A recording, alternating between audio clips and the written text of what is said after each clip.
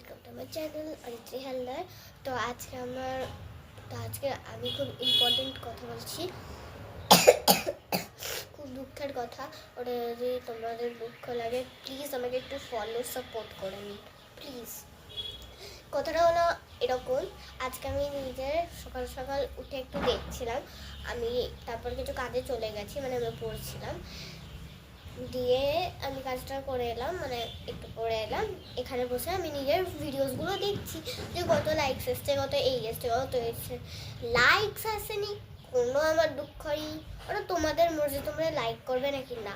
আর যদি তোমরা না করো তাহলে ভিডিও দেখছোই কেন যখন লাইকই করবে না। তো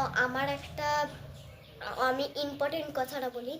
ইম্পর্টেন্ট কথাটা হলো, তো আজকে আমার অনেক শর্টসে স্ট্রাইকস আছে।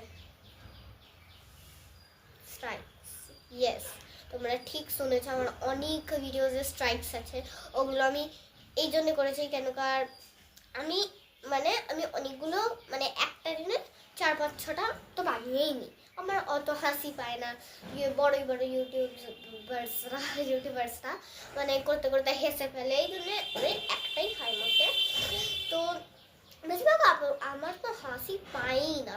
তো কথা হলো এরকম, তো একদিন আমি একটা শর্ট বানালাম, তা আরেকটা করতে হতো, আমি খুঁজছিলাম, এই জন্য মোবাইল চালাতে চালাতে তো ওটা আপলোড হবেই না। দিয়ে এরকম কিছু মেসেজ আছে, মানে upload to your short, upload to your short, আমি ওগুলো কিছু বুঝতে পারি না, স্ক্যাম হয়ে যায়। একদিন আমার সাথে স্ক্যাম হয়ে গেছিলো, তো এই জন্য আমি ওটাকে ফলো করিনি। তো ওটা অনেকবার এসছে, তাই করতে করতে আজকে দেখছি স্ট্রাইকস এসে গেছে।